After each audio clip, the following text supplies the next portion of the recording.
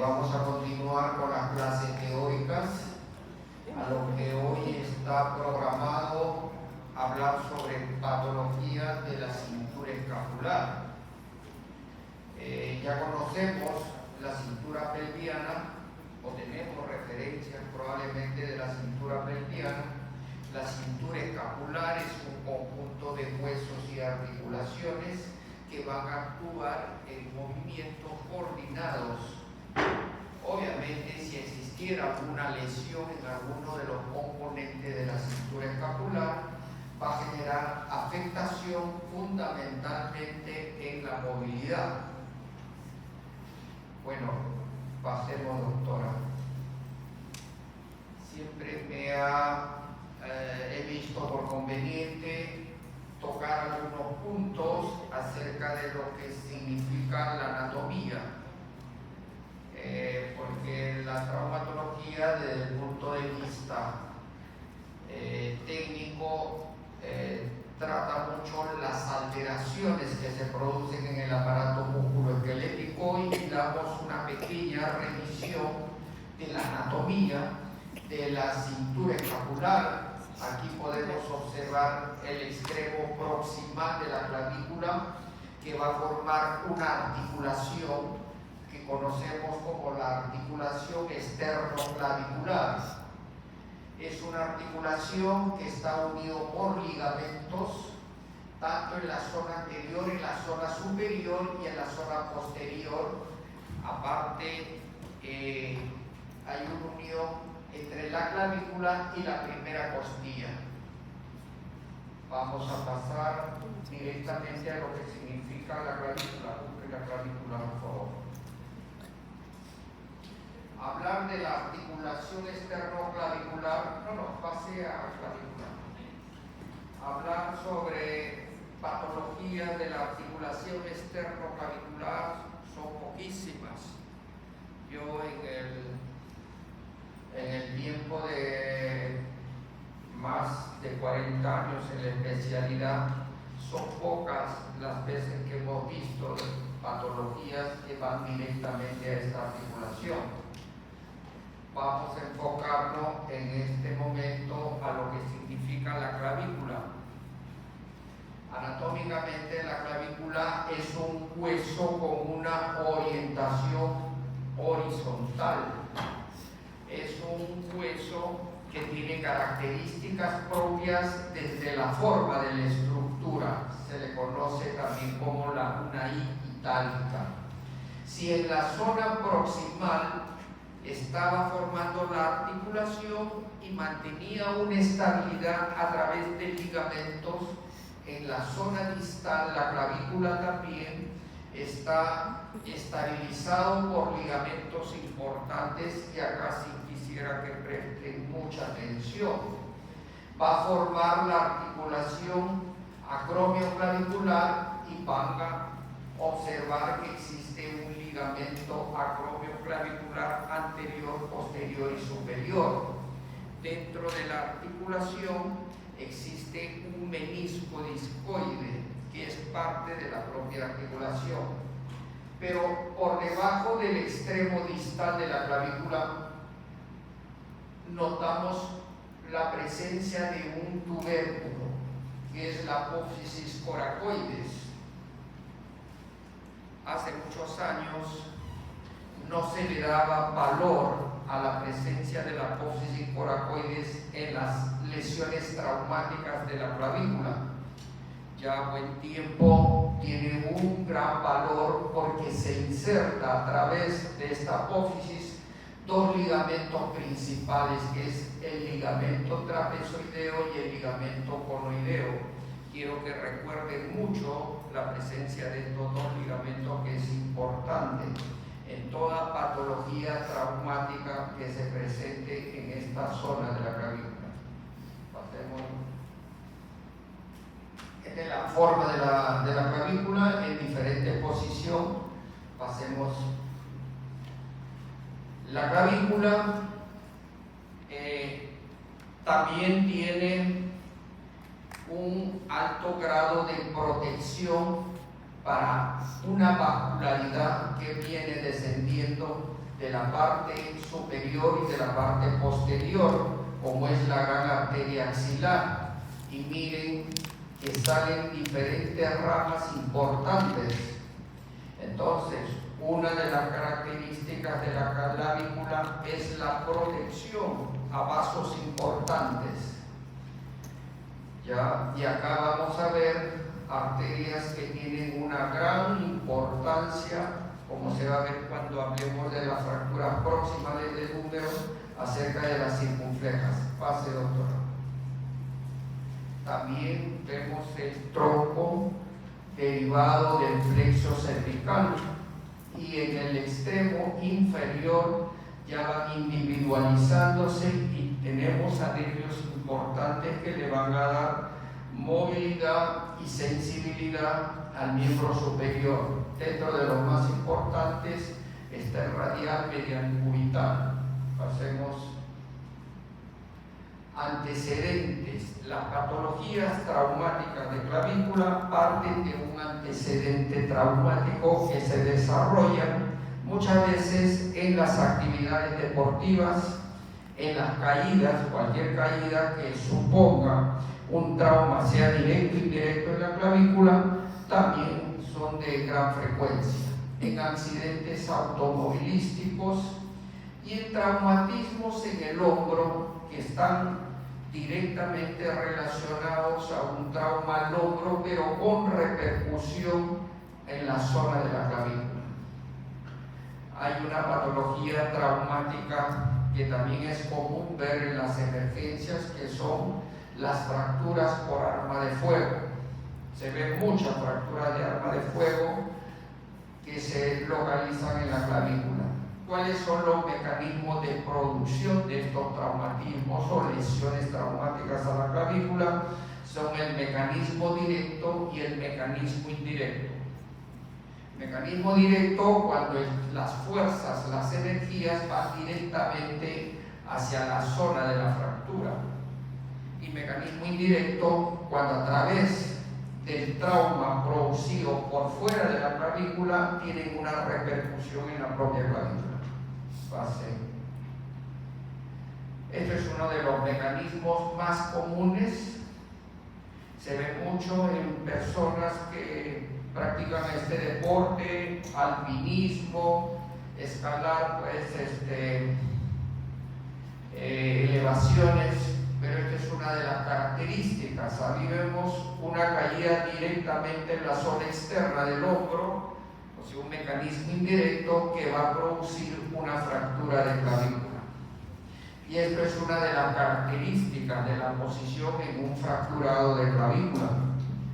¿No? Paciente generalmente con la zona, la clavícula afectada, con el brazo en ligera reducción y casi siempre con la otra mano puesta señalando a la zona de la clavícula.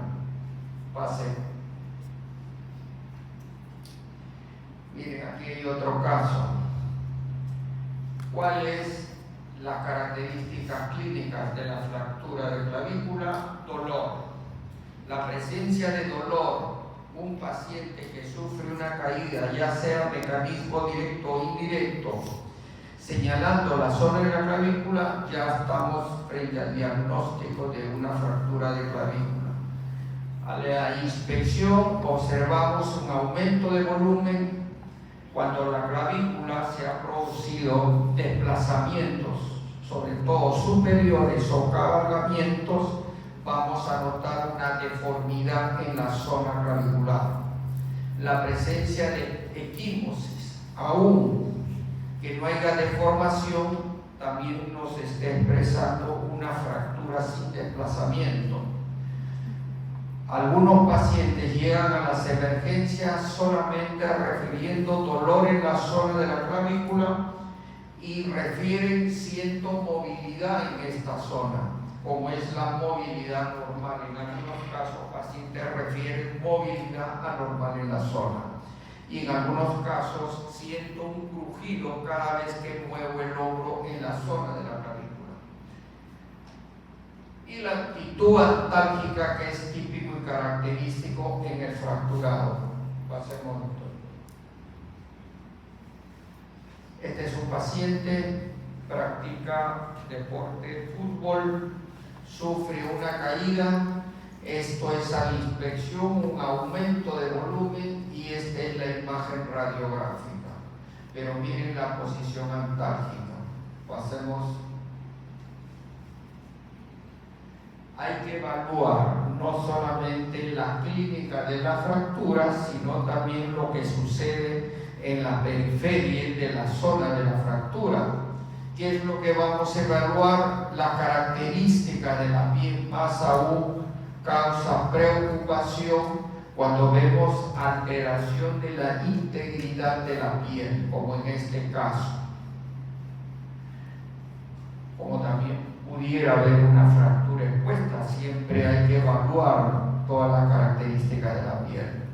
La presencia de la exposición ósea, en algunos casos asociados al trauma clavicular, podemos observar una clínica neurovascular, trastornos vasculares en zonas del miembro superior de la zona afectada, o también pacientes con una probable fractura de clavícula con dificultad respiratoria y dolor a la inspiración profunda. Eso nos hace pensar que no estamos solo frente a un diagnóstico de fractura de clavícula, sino también en un probable trauma torácico, que pudiera haber fracturas en ambos costales. Entonces, no es suficiente evaluar específicamente la zona clavicular en un traumatizado. Revisar la respiración, si hay dolor en otro lugar y si hay zonas equimóticas en otro lugar, como más adelante vamos a poder observar. Pasemos. Esta imagen también habla de que la fractura de clavícula se asocia otros tipos de patologías traumáticas. ¿Cuáles podrían ser? Una luxación externoclavicular.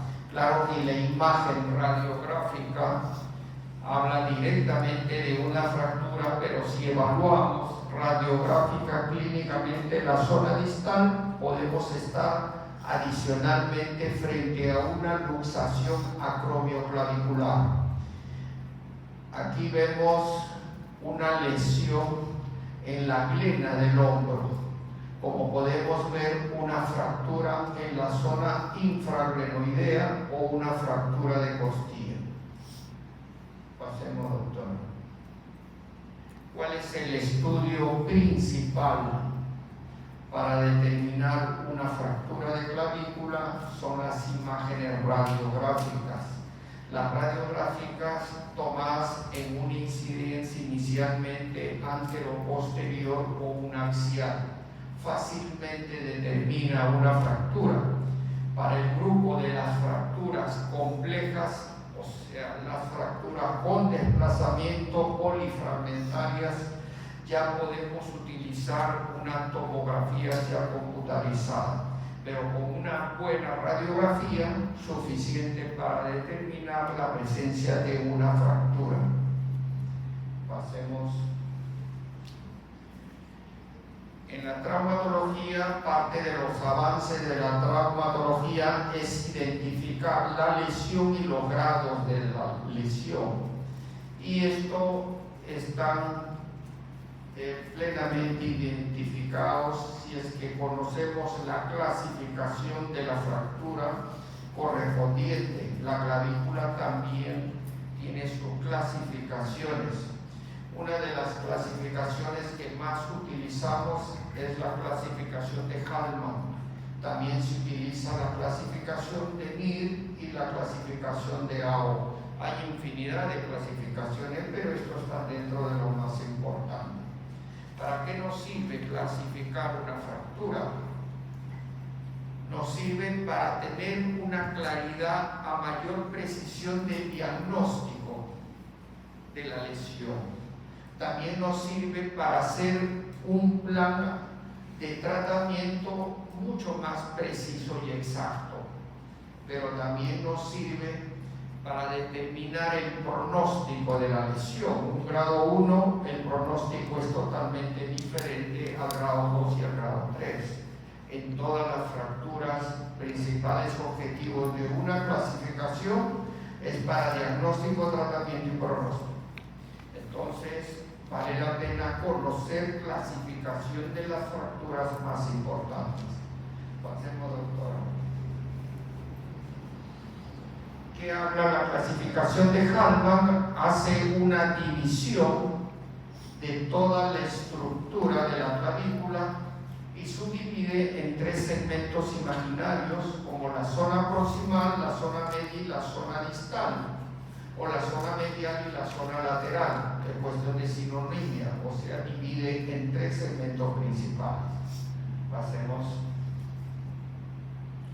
La clasificación de Hallman se caracteriza porque hace un estudio técnico de acuerdo a la mayor incidencia de las fracturas según su localización y le da la denominación de Hallman grupo 1 a las fracturas que se realizan más en el tercio medio, lo que significa la mayoría de las fracturas de clavícula siempre se van a dar en mayor proporción en el tercio medio en un porcentaje de 80%. Aquí está el rango, pero aproximadamente 80%. El Hallman grupo 2 son las fracturas que se producen en el tercio distal o tercio lateral, que va hasta el 25-28%. Y el grupo 3 son las fracturas que se producen en la zona proximal o la zona medial, y llegan de 5 o 6%. Es decir, la mayoría de las fracturas de clavícula se van a localizar en la zona media, en segundo lugar en la zona distal y en tercer lugar en la zona proximal.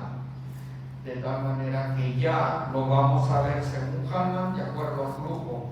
¿Cuál es el grupo 1? La zona medial. El grupo 2 será la zona distal y el grupo 3 es la zona proximal. Esto es característico en las fracturas de clavícula. No es lo que siempre se da, pero vamos a observar en una alta proporción en las fracturas con desplazamiento, donde el segmento proximal encuentra una elevación por más del 100%, y la vía mecánica de esta patología se da por la gran tracción que se ejerce a través del músculo esternocleidomastoideo. Pasemos, doctora. Ya podemos hacer una revisión muy rápida. En la primera imagen estarías hablando de acuerdo a la clasificación de Hallman. Esta es una fractura de clavícula. Hallman, a ver, alguien. ¿Hallman qué? Hallman 2 o 1. Hallman 1 en la primera imagen. ¿Estamos de acuerdo? Estamos de acuerdo todos. ¿Alguien está en desacuerdo?